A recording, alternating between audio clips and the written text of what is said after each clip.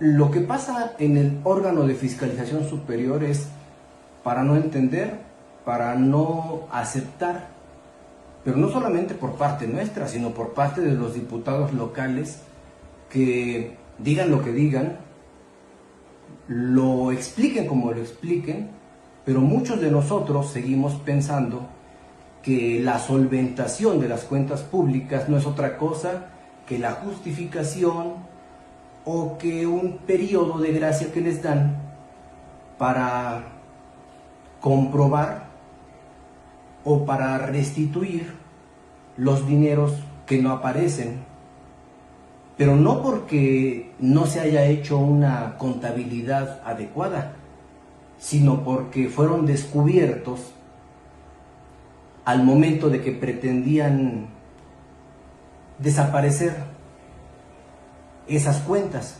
Eso es lo que yo creo y eso es lo que muchos piensan. ¿Por qué se les da tanto tiempo de gracia para esas solventaciones? Esa palabra, solventaciones, aunque existe, aunque es muy socorrida por los contadores, es la que más observaciones tendría que ser de parte nuestra, como ciudadanos, como contribuyentes y como observadores. Por eso es que este día le dedicamos la columna innombrable a este ejercicio que realiza el órgano de fiscalización superior junto con los diputados locales que revisan las cuentas públicas de los entes fiscalizables y nos dicen faltan 100 millones, faltan 20 millones, así falten 2 pesos, los trabajadores de los municipios o del Estado o de los entes fiscalizables tienen que decir a dónde fue a parar ese dinero. ¿Por qué les digo trabajadores? Porque los presidentes municipales, los diputados, el gobierno son trabajadores del pueblo, de quien votó por ellos, aunque no lo acepten, así es. Y así que escuche usted lo que se ha dado a conocer en el Congreso del Estado el día de ayer, cuando entregaron estos números que a muchos nos dejaron con el ojo cuadrado porque falta mucho dinero, con todo y que dicen se están solventando. En Tlaxcala la confianza en la gestión responsable de los recursos públicos se tambalea una vez más. El órgano de fiscalización superior encabezado por Arturo Lucio Salas Miguela destapó un probable daño patrimonial de 1,050.9 millones de pesos durante el segundo semestre del 2024. Así lo reveló el propio auditor al entregar el informe general y los informes individuales de la cuenta pública al Congreso del Estado, un documento que debería ser un llamado de atención para las autoridades municipales que una y otra vez prometieron y prometen transparencia, así como buen manejo financiero. La auditoría realizada, dicen, con apego a los principios de legalidad, de imparcialidad y de confiabilidad, según Salas Miguela, revisó a 108 entes fiscalizables, incluyendo los 60 municipios, el Congreso local, entidades paraestatales, organismos autónomos, una dependencia no sectorizada, un patronato y 5 comisiones de agua potable. El resultado, un panorama desolador de 17.301 millones de pesos administrados provenientes de recursos federales, estatales y remanentes del 2023, se gastaron 17.716.5 millones, de los cuales el OFS auditó el 85.8%, es decir, 15.200.9 millones. El informe detalla que se emitieron 18.241 observaciones, de las cuales 9.110, que es el 49.9%, fueron solventadas, mientras que 9.131, es decir, el 51.1%, todavía están pendientes. Del monto observado por probable daño patrimonial, los entes fiscalizables lograron aclarar, justificar o reintegrar 659 millones de pesos, un 62.7%. Sin embargo, aún queda un faltante de 391.8 millones de pesos, equivalente a 37.3%, que sigue sin explicación clara. Estas cifras no son solamente números, representan recursos que pudieron destinarse a obra pública, servicios básicos o programas sociales que urgen en Tlaxcala. El diputado Eber Alejandro Campech Avelar, presidente de la Junta de Coordinación y Concertación Política, no se quedó callado. Durante la entrega del informe subrayó que el Congreso utilizará estos resultados para evaluar el desempeño de los entes fiscalizados. Se advirtió que los parámetros van a cambiar. En un tono firme, exhortó a las autoridades municipales a asumir su responsabilidad.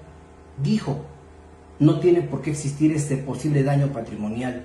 Los presidentes municipales tienen tiempo para solventar las observaciones.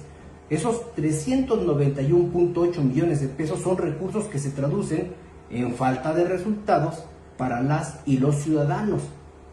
Y por eso el titular del órgano de fiscalización superior presume que en su esfuerzo por garantizar la transparencia realizó 263 auditorías, 123 financieras, 75 en obra pública y 65 de desempeño. Sin embargo, los números hablan por sí solos.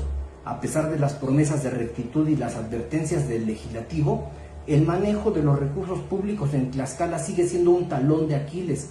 Los municipios en particular parecen no aprender la lección, o quizá aprendieron, pero solamente aprendieron a evadir la responsabilidad y a ocultar muy bien o a maquillar las cifras. Eso es lo que parece, que aprendieron a maquillar simplemente las cifras. Por cierto, en las 3 de ley le tengo estos datos. Arturo Lucio Salas Miguela reconoció que los procesos para sancionar a exfuncionarios públicos por presuntas irregularidades administrativas son lentos y en muchos casos no hay seguimiento claro sobre el avance de las investigaciones una vez que el organismo presenta las denuncias correspondientes.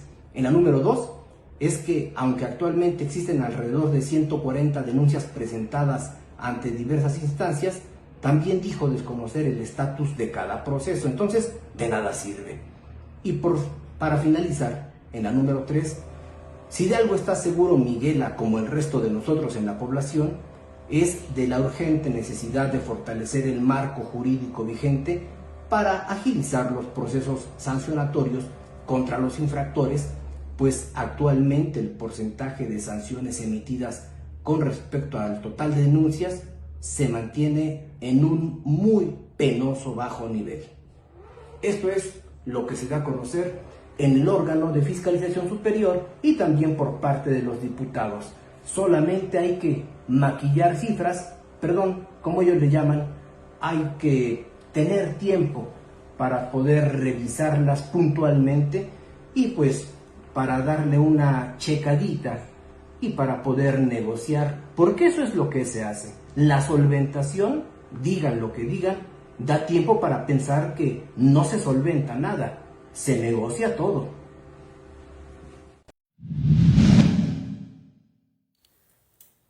Gracias por continuar con nosotros y antes queremos darle las gracias a todas las personas que se han estado conectando con nosotros. El día de ayer tuvimos a más de 350 personas conectadas. Jair Rodríguez, Gil Flores Maldonado. También queremos agradecer a Ivana Prado, Javier Guzmán, Adrián Mesa, Alejandro Tamayo, José Antonio Aquiahuat, Fidencio Herrera, Adrián Mesa, Salomón Martínez, Rigoberto Luca, Lucio Franco y bueno, todas las personas que estarán apareciendo en pantalla y muchas más que no se lograron captar. Gracias por haber estado con nosotros. Continuamos con la información.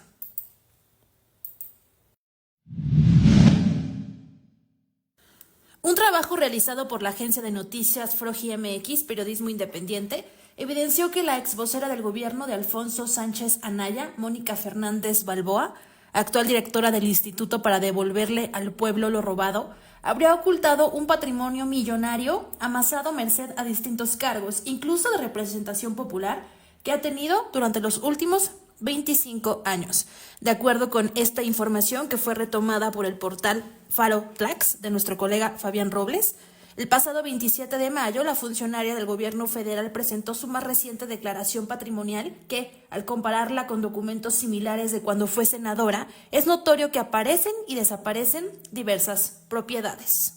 La tabasqueña reportó ser propietaria de un departamento que compró al contado el 11 de noviembre de 2020 en 11 millones de pesos, siendo senadora por Morena, y a unos meses de concluido el periodo para el que fue electa como presidente de la Cámara Alta del Congreso de la Unión. También incluyó una casa que adquirió a crédito el 27 de mayo de 2007 por la cantidad de 3 millones de pesos. En ese entonces era diputada federal por el PRD. Además, reportó como de su propiedad una camioneta Mitsubishi que le costó más de 1 millón de pesos y joyas por más de 500,000 pesos. Todas esas propiedades están reportadas en las primeras 2 declaraciones patrimoniales que Mónica Fernández ha entregado durante el gobierno de Sheinbaum, pero aparecen y desaparecen de las mismas declaraciones patrimoniales que presentó ante el Senado mexicano, precisó el medio Froji MX, que sustentó su investigación con capturas de pantalla de los documentos referidos. Como ejemplo, este medio de comunicación refirió que el departamento de 11 millones sí está en la última declaración patrimonial que entregó cuando era senadora en octubre de 2024, pero ya no aparece en las anteriores en mayo del 2024, 2023 y 2022. Esto considerando que compró el departamento en 2020.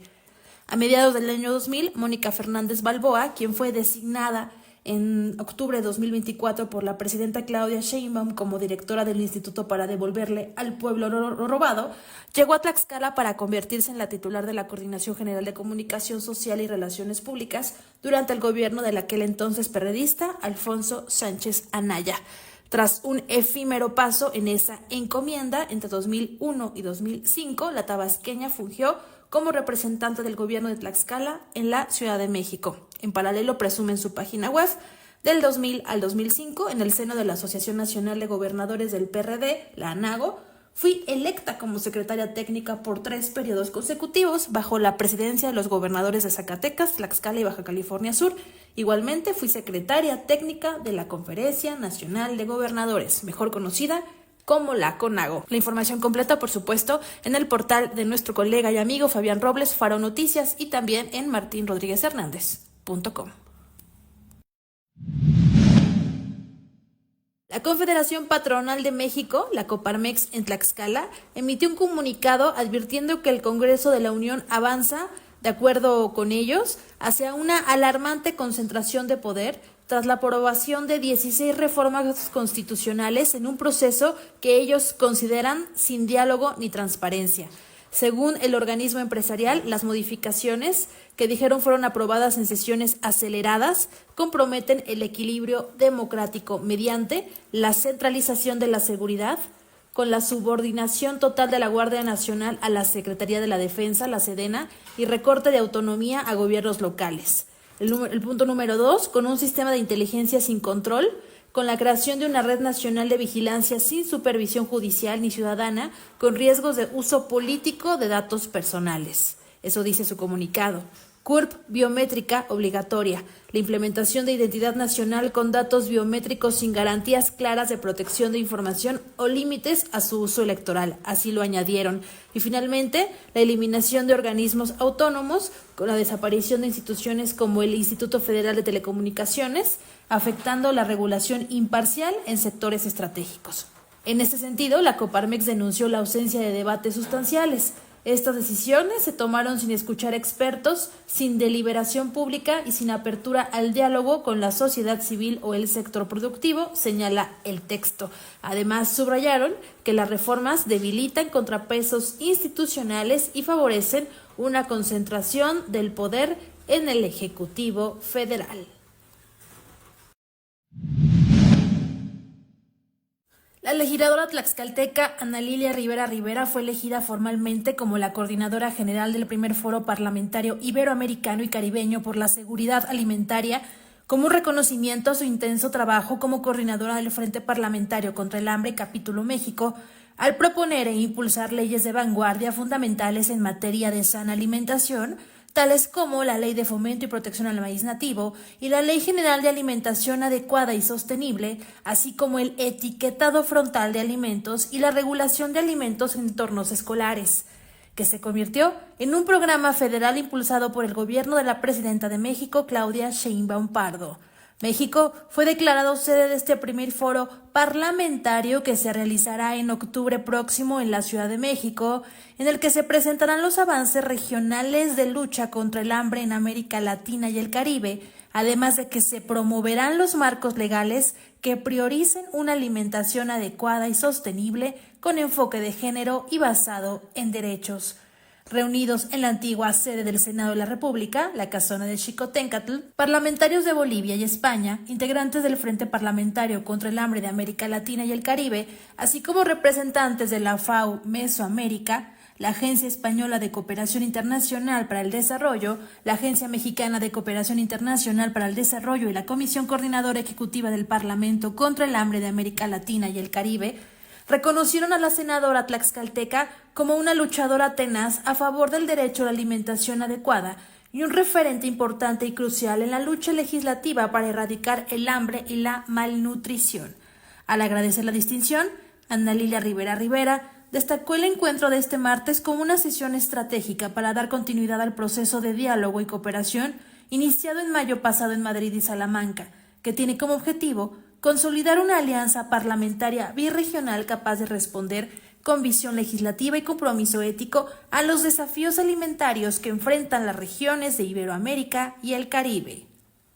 En este contexto, Ana Lilia Rivera Rivera apuntó que el foro a realizarse en México será un punto de inflexión para que parlamentos de todos los países se comprometan con una agenda común reflejada en el Pacto Parlamentario Alimentación Primero. Por todo ello, confío en que el foro que se realizará en octubre consolidará los cimientos de un camino común hacia una alianza parlamentaria con voz propia, legitimidad social e impacto global. Desde el Senado mexicano y como coordinadora del Frente Parlamentario contra el Hambre, les reitero nuestro compromiso en esta causa. Sabemos lo que significa legislar contra el hambre en la agenda. Significa transformar estructuras, enfrentar resistencias y construir acuerdos duraderos. La información completa en la página de internet www.martinrodriguezhernandez.com. Las persistentes lluvias de las últimas semanas han actuado como un implacable detector de fallas, dejando al descubierto la precaria infraestructura pluvial y el deterioro de espacios públicos en Tlaxcala. Lo que comenzaron como aguaceros estacionales se convirtió rápidamente en un escenario de caos y daños materiales generalizados, sumergiendo partes de la capital y municipios aledaños en una crisis ciudadana en la que los mismos tlaxcaltecas capturaron con sus teléfonos imágenes de calles convertidas prácticamente en ríos, vehículos semihundidos o completamente hundidos y techos colapsados. El centro de la capital ofreció una postal dantesca. Las calles, incapaces de absorber el torrente, se transformaron en canales inundados, evocando comparaciones con Venecia, pero en clave de emergencia. Coches quedaron atascados, como una patrulla y una combi, que quedaron atrapados por la acumulación de agua, generando un caos vial total. Pero el agua no solo invadió las vías, se filtró con fuerza a negocios, domicilios y de manera alarmante a centros de salud y hospitales, donde literalmente llovía adentro, comprometiendo los servicios esenciales. La fuerza del agua y la saturación de los suelos han puesto a prueba estructuras vitales. 2 techumbres emblemáticas han cedido bajo la presión. Primero, hace unas semanas, la que protegía la alberca del Hotel San Francisco en la capital tlaxcalteca, y ayer, la que cubría las gradas de la instalación deportiva Blas Charro Carvajal, también en la capital. Además, árboles y bardas sucumbieron en varios puntos. En Totolac, la caída de un árbol afortunadamente solo causó daños materiales, mientras, en Chautempan, las autoridades tuvieron que acordonar áreas críticas, una barda perimetral colapsada parcialmente en la Escuela Secundaria Técnica número 31 de Texcacoac y la calle Ferrocarril a la altura de la Barranca Briones, tras quedar un vehículo estancado. El gobierno del estado en un reporte preliminar confirmó no solo los graves incidentes en la capital, sino también inundaciones y afectaciones significativas en municipios cercanos, evidenciando que la vulnerabilidad es extensa. Las autoridades y expertos apuntan a un cóctel peligroso. Fíjese usted, por un lado, una red de drenaje pluvial claramente insuficiente, obsoleta o de baja o nula calidad, incapaz de manejar volúmenes considerables de agua. Por otro, un problema recurrente y de responsabilidad compartida. Así es, el desinterés social reflejado en la constante acumulación de basura en calles y alcantarillas que obstruye el de por sí ya deficiente sistema de desagüe. Con pronósticos que indican que las lluvias continuarán, la preocupación crece. Afortunadamente, hasta el momento no se reportan pérdidas humanas que lamentar. Un alivio en medio de este desastre. Sin embargo, los daños materiales son cuantiosos y la sensación de vulnerabilidad es palpable. Cada nueva nube genera ansiedad. Las lluvias recientes han sido una prueba de esfuerzo fallida para la infraestructura de Tlaxcala. Han dejado claro que la inversión en drenaje profundo y mantenimiento de edificios públicos es urgente e impostergable, pero también han subrayado un mensaje incómodo. ¿La solución? Escuche usted, escuchemos todos. No depende solo de autoridades, requiere un cambio de hábitos colectivos. Dejar de ver las calles como basureros es el primer paso precisamente para evitar que la próxima tormenta vuelva a convertir a Tlaxcala en una Venecia, pero del desastre. Mientras tanto, la ciudad y sus habitantes respiran con cautela, mirando al cielo y a las alcantarillas, tapados con igual temor. Y ya como se lo decíamos en la nota anterior, el módulo médico de Chautempan pues tuvo diversos daños por esta lluvia. Este día, el gobierno del estado informa que la matriz de este módulo médico, ubicado en el municipio Sarapero, ya restableció el servicio de atención a trabajadores estatales luego de realizar labores de limpieza y rehabilitación de los espacios afectados por la intensa lluvia de ayer. Las instalaciones sufrieron afectaciones derivadas de la acumulación de agua, lo que obligó a suspender temporalmente la atención. Brigadas de mantenimiento realizaron trabajos continuos durante la noche y la madrugada para recuperar las condiciones óptimas de este módulo. De acuerdo con el boletín, las acciones incluyeron limpieza profunda, revisión de sistemas eléctricos, desinfección de áreas comunes, reparación de plafones y rehabilitación de espacios, entre otros, con el objetivo de garantizar un entorno seguro para quienes acuden a recibir atención médica. En este sentido, la Administración Estatal garantizó la atención para los trabajadores del Estado, quienes acuden regularmente a este espacio para su atención médica. En el marco de la Estrategia de Promoción Turística de Tlaxcala, la Secretaría de Turismo organizó una visita con medios estatales y nacionales al Santuario de las Luciérnagas, uno de los principales atractivos naturales del país durante la temporada de verano. Periodistas, fotógrafos y creadores de contenido especializados en turismo, naturaleza y cultura recorrieron los bosques de Nanacamilpa, donde vivieron de primera mano el espectáculo natural de las luciérnagas, cuya danza luminosa ha convertido a Tlaxcala en un referente nacional del ecoturismo. La agenda incluyó recorridos guiados por expertos locales, charlas con comunidades anfitrionas y experiencias complementarias como senderismo interpretativo, degustación de gastronomía tradicional y actividades de agaveturismo. Además, se visitaron proyectos como Rancho Buenavista, donde se vivió la experiencia del Árbol de los Sueños, Pulques El Mareo y Pulques González, además de encuentros con artesanos y cocineras tradicionales como Norma de Xolentongo. El secretario de Turismo del Estado, Fabricio Mena Rodríguez, destacó que este tipo de actividades fortalecen la promoción de la entidad desde una narrativa de sostenibilidad y respeto a la identidad local. El Santuario de las Luciérnagas es un modelo de turismo comunitario y de conservación ambiental que reúne a decenas de familias locales que participan directamente en la operación de centros de avistamiento, generando ingresos económicos y promoviendo el cuidado del ecosistema.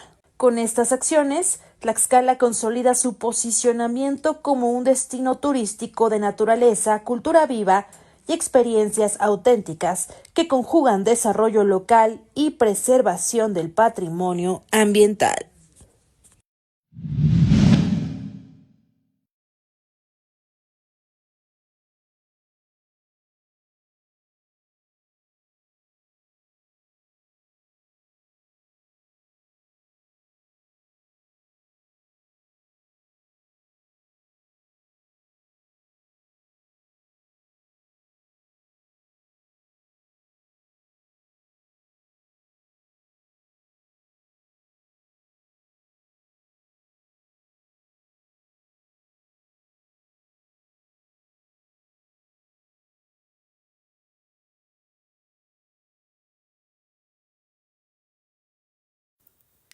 En el video que usted acaba de ver y que es de una cámara de seguridad, se puede observar cómo a plena luz del día y en total impunidad, este individuo roba una motocicleta y hasta se toma su tiempo y después se la lleva.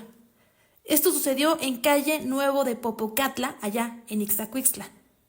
Sin duda, debe ser una llamada a las autoridades porque los delincuentes no perdonan y como usted lo puede ver ahí la hora, a la 1 de la tarde, pues ya salen a hacer sus fechorías. Le recuerdo, esto fue en calle Nueva de Popocatla, allá en Ixtacuixtla. Hasta aquí con la información, muchas gracias por haber estado con nosotros, agradecemos que nos siga a través de este noticiero y en nuestras redes sociales, en Instagram, en TikTok, en X y en Facebook nos encuentra como Innombrable y también en nuestros canales oficiales de YouTube y Spotify, en donde podrá ver esta emisión ya en unos breves momentos y su repetición a las 6 de la tarde. Gracias por haber estado con nosotros, excelente miércoles, seguimos en línea.